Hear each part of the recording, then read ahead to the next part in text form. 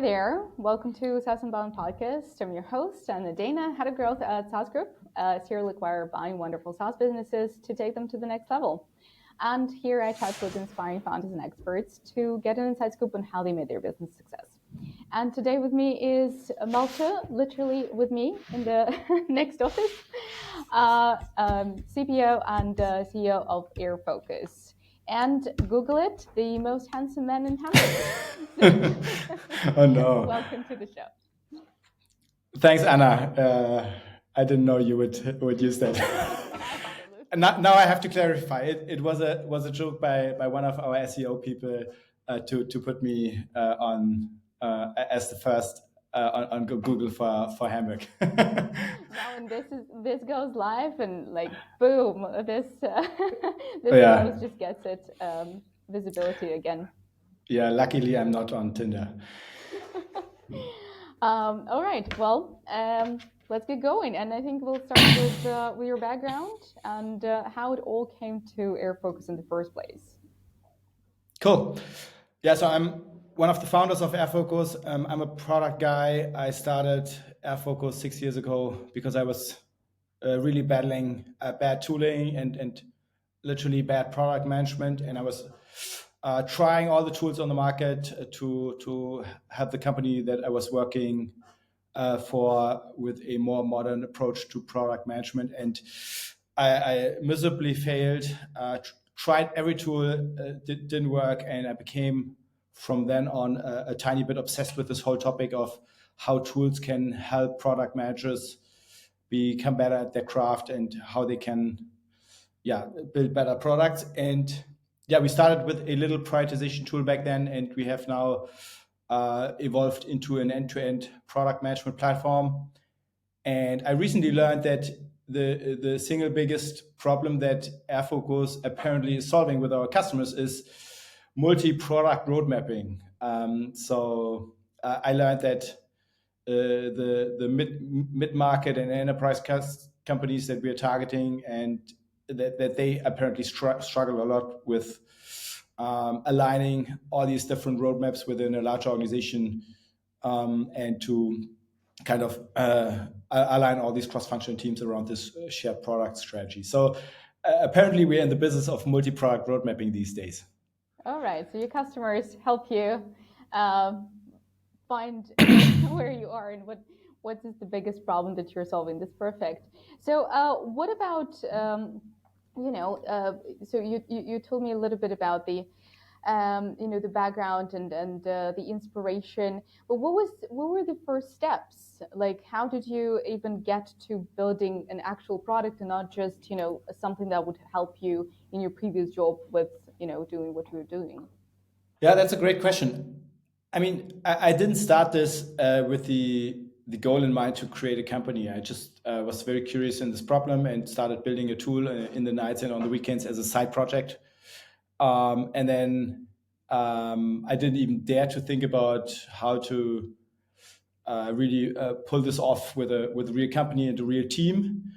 So what I did instead is I founded an agency with a friend of mine, and we developed software for enterprises and startups. And we took all the profits from that agency and put it into AirFocus to pay like my CTO a little salary and get the other co-founder on board.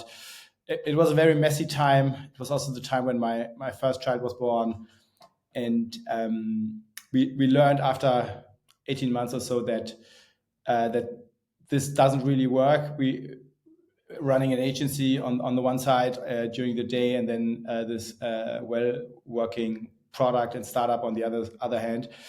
And we decided to focus on AirFocus instead, because we had a sense we are onto something. And since then we have gone the venture route, which may be a bit atypical for your audience. But we have raised 15 million in venture capital from pan-European VCs. So I wouldn't say we had like this master plan. It was more like stuff evolved, you learn.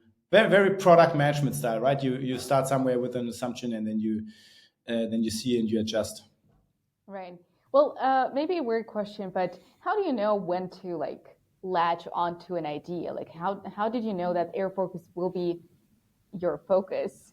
And because you had this, agency working, and we talk a lot here about founders that come to a product from the service side, but a lot of them sometimes move back because it's a bit more freedom, maybe. So, what was your tip that this could be something? For me, it was always clear if there was a product that could kind of become a business, that this was always my preferred solution over an agency. I'm not a services guy. I would go as far as I hate it. So I really love having one product and really perfecting it and building it the way I want or we want, or the way it makes sense, and not like being dependent on some like client decisions that are maybe not rational or not good. So I just love doing this, having a product company where everything is built around the product, where everyone speaks the product language, everyone knows that how critical the product is. This is just what the type of company I want to run. Okay. All right. So you've already mentioned that you went with the VC route. And when we talked the last time, we did another podcast a couple of years ago. You just raised money back then, and you were very PLG driven. And since then, you were moving out of it and now into sales. And I remember at that time, I think you hired your first salesperson or something. How does it work for you now? Yeah, it's something that I see a lot, especially in the last 2 years, that company move a bit away from the PLG only motion. I think it's more like being pragmatic and following the signals around where growth is happening or where growth can happen, and then still borrowing from the toolbox of PLG, which is still what we do and what we love and what we believe in. And there are great companies like Miro, for example, that show how well you can do both things at the same time. Right? You have like freemium, freedom, and then you have like this fully fledged enterprise motion, which with salespeople and long sales cycles. And for us, it was also a bit similar. We just love putting software in the hands of people and then make it as simple as possible for them to sign up. But the reality also is that there is a certain segment in the market that is also financially more interesting, that wants to speak to people, that also has more complexity, and where it's not as simple as like, okay, get started, upload a few features, and then start prioritizing and then putting them on the roadmap, and that's it, right? That maybe works if you're a small startup, but when it's like many products, many teams, lots of stakeholders, bigger ACVs, there is complexity that you don't want to handle with self-serve. So we were kind of like naturally pushed into that direction, but we are like still very product-centric people. So we're trying to stay away from enterprises coming to us with like kind of wish lists of features and implementation plans and stuff like this. We're still here to build a product that is that makes no exceptions for like one customer, but just has the best product decisions built in. Okay, so if that makes sense. I want to talk about prioritization that is happening in AirFocus, but I also want to come back to the whole VC. And I think you bootstrapped only to about $5,000-$6,000, and then you went to VCs to raise your first round. Something like that, I think. MR, yes. And somewhere you said, maybe even when we talked, that you felt like it was too late. Why? Because, well, you started making money, and like you said, it was something you believed in. Why not continue with Bootstrap? Why did you think it wasn't for you? It's a great question. So the revenue that we had back then would not have been enough to feed the people that were working on this. So we could have only done this by kind of keep keep doing the agency thing, which wasn't really what we wanted to do. And then at the same time, we saw that there was a bigger market opportunity that, and I still think this is very true today, that we would not have been able to serve with such a small team. So I think we anticipated that correctly back then, that in order to compete in this market, you need to have a bigger team, a team that you can't really afford when you bootstrap. So I don't regret this decision. Obviously there are pros and cons, and obviously it would be perfect to run a business without investors. But it's we have cool investors, so they're not getting in the way. They're actually helping a lot. So, but you're diluting there, like pros and cons. The list is very long. Right. Let's talk a little bit more about the product. Obviously, I think the fact that you moved up market and you started dealing with enterprise customers had to change your roadmap and the way the product develops a little bit. And also, how did it work for you in terms of like, was the product ready to go to these clients, like in terms of security, architecture, and whatnot? How did you deal with that? So first of all, there's enterprise, and then there's enterprise. Yeah. So I think we're still more on the low, sometimes mid enterprise segment. I think there's a completely different enterprise level that we haven't got to, where you have like multi-million-dollar ACVs and stuff like this. This is not what I'm talking about. And in terms of like the stuff that you need to have in order to be enterprise ready, it's all the stuff that you don't really want to build because it's not part of the core product experience, like single sign-on and advanced permissions and all of this stuff. So at some point you start. It's not like you decide to move up market and then the next day you up market. It's like a gradual development. You have the first customer that wants SSO, and then you see this big deal, and then you start developing it, and it's a long process, and a lot of tech that you actually have to build in order to get there. And you need to have a good balance on the roadmap. Good balance on the roadmap actually is a really good topic, right? You also for bootstrap founders, you want to make sure that you spend the majority of your time on solving big core problems of your customers and ideally your ICP. And at the same time, you want to make sure you have like some percentage of the capacity been spent on improvements and maybe also like revisiting some of the older decisions, maybe killing a feature, which is something nobody ever talks about. And then, you kind of have these must-have features like security and privacy stuff that you somehow have to find a way to bring into the roadmap. And this is kind of the job of a founder or a CPO to kind of find a good balance here. So it's your job. Yeah, I mean, I don't make a lot of decisions here. We are very consensus driven within the product team. Okay, so since nobody talks about it, let's do it. How about killing a feature? How do you decide when to kill one? And maybe you could share a tip that would help others realize that they have something to kill. Yeah, I just realized that I'm guilty of that a little bit myself, because we're also killing way too few features ourselves.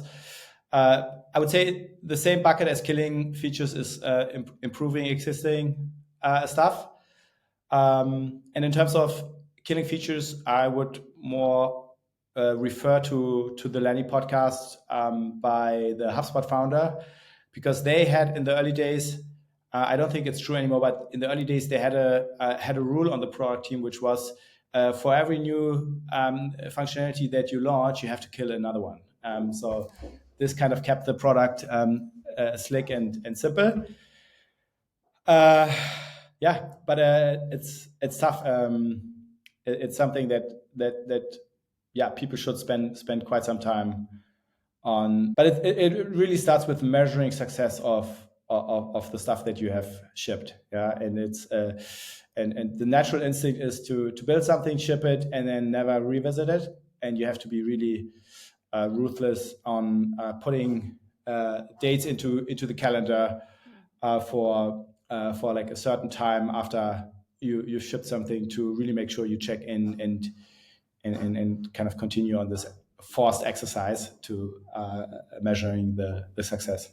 All right. Well, since you mentioned the HubSpot founder, are there any other like inspirations around you that you look up to? Any frameworks that you really use at Airfocus? Yeah, maybe you can share. Oh, there are lots of frameworks and lots of people that we follow or I follow. I don't even know where to start, but I think for the audience of this podcast that doesn't talk so much about product management every day, maybe it's helpful to summarize the broader themes around best practices for product management. So we have an article on this also on our website, which we can maybe later link. But product success comes essentially from three things. First of all, you need to have a good product strategy, which is usually represented in clear, actionable OKRs that show everyone, hey, these are the goals and this is how we measure them, and product roadmaps. So product roadmap being this living document that shows you the direction your product is heading. And secondly, you want to be customer-centric, and this is really, really important. And the way to get there is by centralizing product feedback that arises from all these channels, from the salespeople, from intercom chats, from Salesforce, from HubSpot, from Zendesk, from iTunes reviews. And you want to make sure that all of this is centralized in one place. And then you want to make these, like, as we call, insights. So you want to link the feedback to the product opportunities and the ideas in your backlog, in order to know, like, how many people wanted something, like a very trivial question, like, okay, who wants this actually? And then also to get the context of what's the problem at hand, and how should we think about this and solve this problem. And you will be surprised how many people don't even like do this. They get feedback, they put it in some spreadsheets, or they never do anything about it, and then they just build product based on gut. And to me, it's crazy. And so number 2 was like customer centricity, and number 3 is just move fast by empowering the teams and the product manager to make decisions based on the guardrails of the roadmap and the product strategy and the customer centricity. So if you're following these 2 guardrails and you make fast decisions, you're going to get to a good place. And this is pretty much a summary of what the really smart people in the industry say. But yeah, in terms of a really good resource that I can recommend, it's for sure the Lenny podcast and the stuff that's happening on the Lenny community. So he's done like tremendous work. Absolutely, yeah. So let's go back to customer centricity, and because you said, well, you have to know how many people actually want something, want to change, or want a feature. Is it only about the quantitative kind of results that you're getting from your polls and the information that you're getting from your support and everything, or is there something else?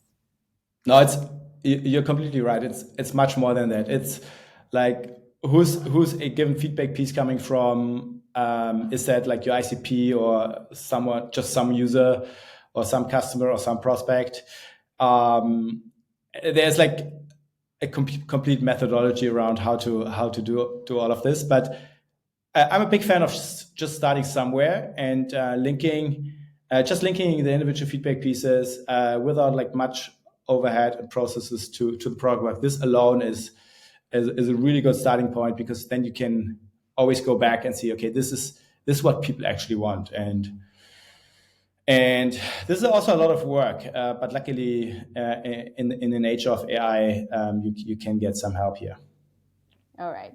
Okay. Well, you're building a great product, right? You've raised a ton of money. you have this empowered, amazing team working. Well, we're here alone in the office, so mostly remotely. But what is your kind of best practice? What is your way to build a good product, or a product that you believe is a great one? Yeah, very related to my previous answer, right? You want to have an idea where you want to go long term, and then you want to be able to break that down into like midterm OKRs, or however you want to set goals, and then it's being very close to the customer. So it feels to me like I'm saying like all these super obvious things, but sometimes it's this evergreen advice uh, that's just like happening a lot. But in our case, we just make sure to be really ruthless around centralizing all the feedback. So really listening to what the people are saying, and then like creating these insights, and then not just building based on what the people actually want, but also follow up with the people when it comes to solutioning. So showing them an early version of a prototype, and then like checking out if this is actually solving the problem that they initially gave you, but also following up when you actually solve the problem. So you want to close the feedback loop with these customers. But it's like a good mix between like these midterm bigger product updates that you need to have, especially as a startup, right? There's always a lot of the stuff you've never done. But then also spending time on the little stuff, these little improvements, the stuff that you sometimes also cannot measure, that is just like maybe a well-developed gut feeling. Something is wrong with this little section in the product that is actually a core screen in the product. If you think something is wrong, just trust your instinct and make it nice. Because in this day and age, like you cannot build shitty software anymore. Building software has become too cheap, and there will be a competitor that's outscoring you on usability. Interesting. Somehow it's been coming more and more, just trusting your gut feeling. I mean, Jason Fried talks about this. You know, we even talk about this in M&A. Like sometimes the company doesn't look like it's, you know, your perfect kind of candidate for an acquisition, but you feel like it's going to be great. So any example maybe when, you know, the gut feeling told you, you know, this is something we have to do, and it worked? Well, my product team would say I'm a very gut-driven guy. I think there are countless examples. I think you wanna be careful. I mean, the example that I gave you was more around like smaller things. For the bigger stuff, you don't want to rely on your gut alone.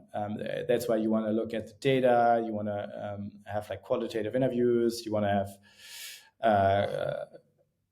have these user insights. You want to maybe observe how people are using the product. So there's this whole toolbox of what to do in the discovery stage in order to understand these problems. And the whole idea behind like running a good discovery is like to de-risk the decisions that you make down the line, and when you actually start building stuff. And yeah, but there are like so many examples. Also, there was maybe one example would be in the beginning of 2023 when the hype with AI just started. There was like no customer that said like, "Hey, build an AI assist into your product." Yeah, so this was a good example for a gut-based initiative from my side. You could now say, "Hey, this was pretty obvious. Everyone was doing this." But just because everyone does it doesn't make it a data-driven decision. So in a sense, it's like group collective gut decision to invest in AI now, based on this hype. Yeah. Okay.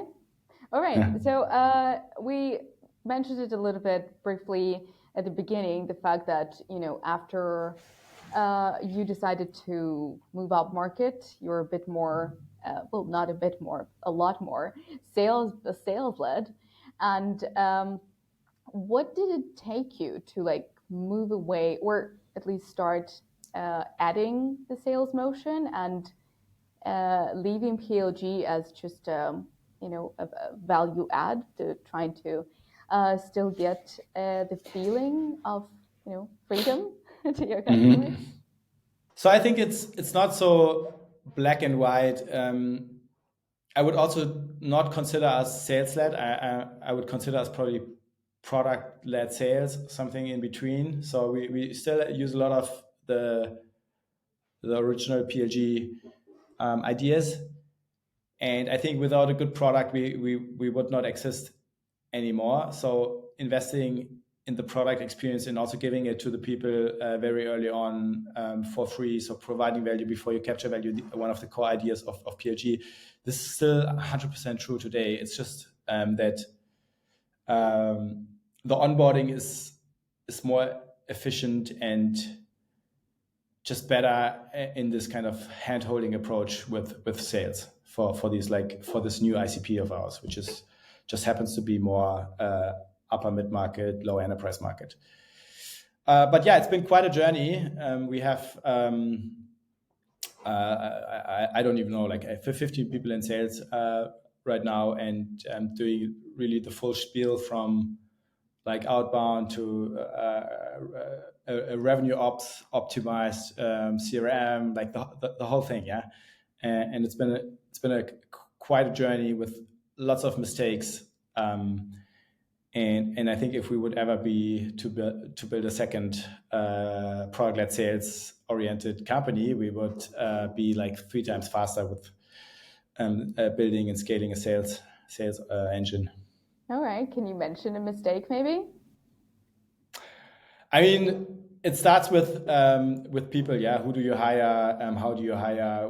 How do you build compensation schemes? I mean, retrospectively, you think, hey, all the answers were out on the internet. Why didn't I just implement this? But then when you dive deeper, it's always a little bit unique, and you have to find your own ways.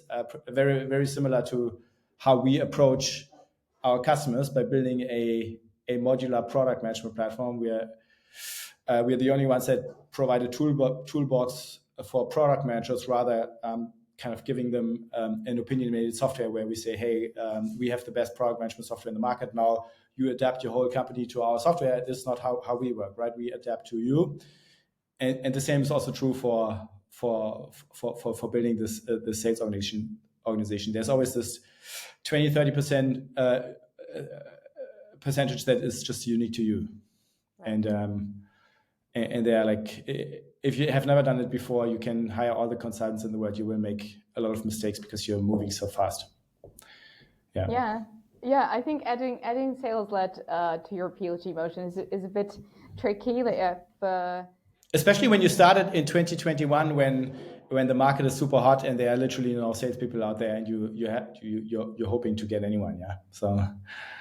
Yeah, absolutely. I think we just discussed it last week within the founder on the podcast, the fact that, they also hired the first salesperson, and even they didn't know like how they should sell and how they should position the product for the customers or potential customers. Yeah. So it all started a little bit earlier. All right. So I know that you're very passionate talking about the positioning, the messaging, and all that to go to market. So what helped you find your right positioning for your focus? Oh, that's a big question. I don't think we have fully found it yet. Funnily, I would say if you would really look for a very descriptive job title for me, I think like Chief Product Marketing Officer would be the right name for me, because I'm like typically I'm not fully product, I'm not fully marketing, I'm like very much a bridge guy. Yeah, I just think that positioning is the key job of the founder and potentially a product marketing manager if you have a good one. And it's really make or break, because your number one real estate for most SaaS companies is your homepage, and you want to be very crystal clear on who you are, what you do, and in a sense you want to be also very narrow because the people that are on your website and that you will later then convert to happy customers are on your website because they have a very specific problem, and not because there's a most handsome founder that has like this dreamy big vision. And founders tend to, because they have to do fundraising, because they sometimes have to think big, they have like all these visionary ideas in their head, and then they also tend to put this on the website, which is kind of bad advice, because your customers couldn't care less about your 5-year plan. They want to buy something that solves a problem that they have today. Yeah, and getting to the bottom of this is not easy, and it just requires to follow a ruthless process where you can get inspired by April Dunford, for example, one of my favorite business books. Obviously awesome, but you can also follow the Fletch guys, which we are working with, Robert and Anthony.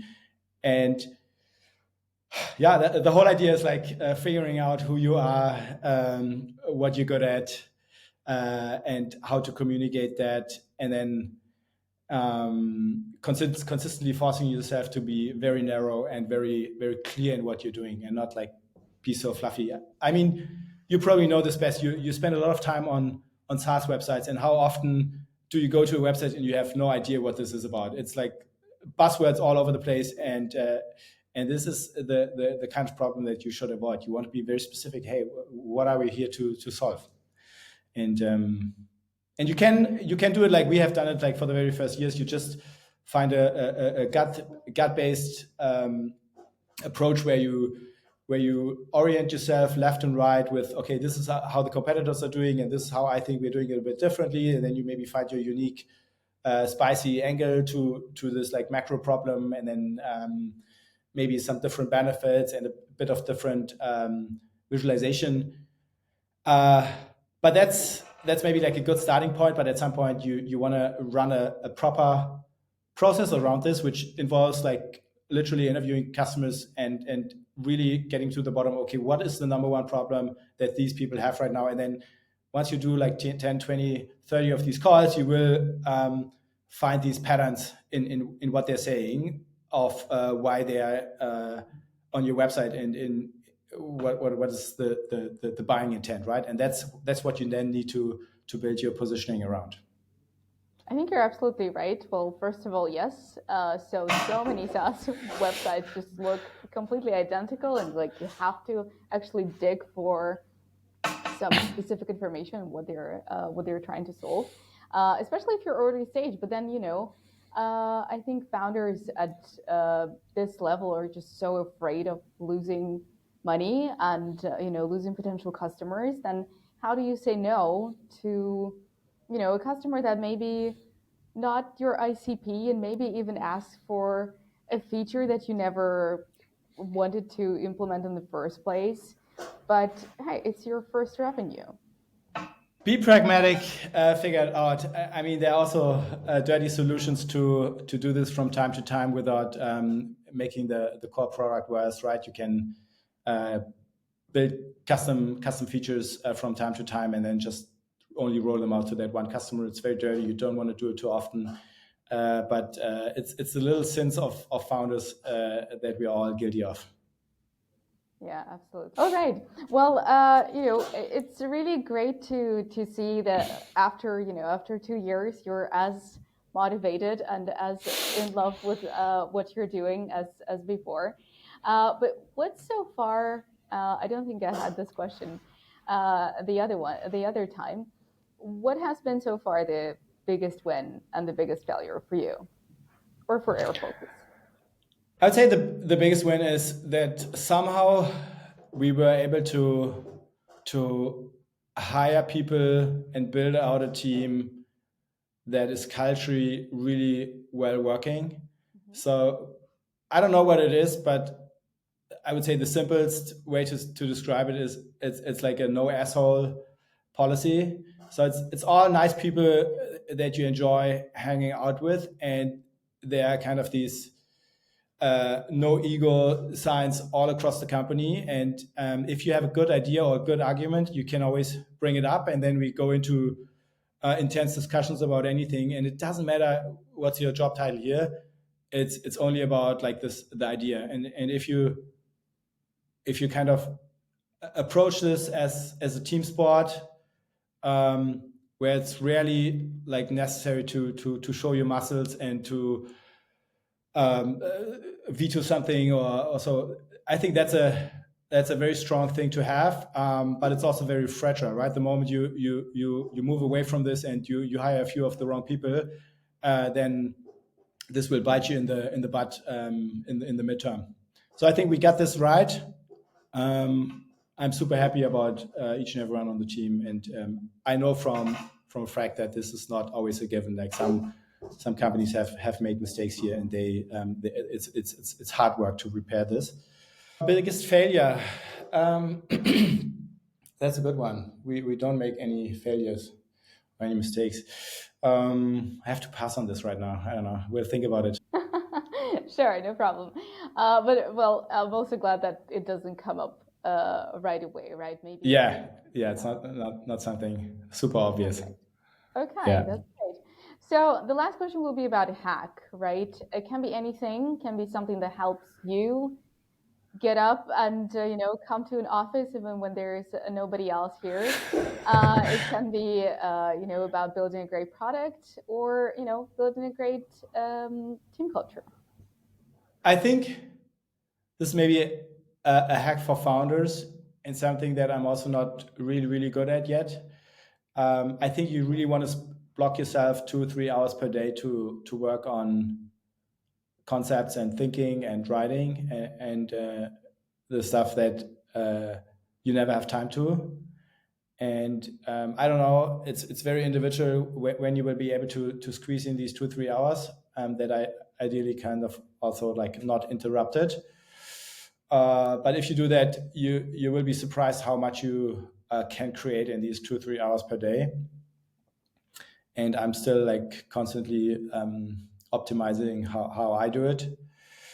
But if you don't do it, you're just like driven by Slack and email and running behind projects, and that's also good. But the thinking part is quite important, because if you don't do it, nobody else will do it. Absolutely. Yeah, I feel like you're absolutely right. Like when it's just reactive work, you're just kind of stuck in the wheel, and something always comes up. Like, what do you do? So blocking yourself for like a couple of hours, maybe not today, maybe like start with a week, but yeah. All right, wonderful. Well, it's been great talking with you. I mean, we had to also, I guess, record our conversation before this. I had a lot more questions to discuss. But thanks so much for being here. And happy to do it again sometime, maybe during the next year's OMR. Sounds good. Let's do that. All the best to you and the SaaS group. Thank you so much, and take care.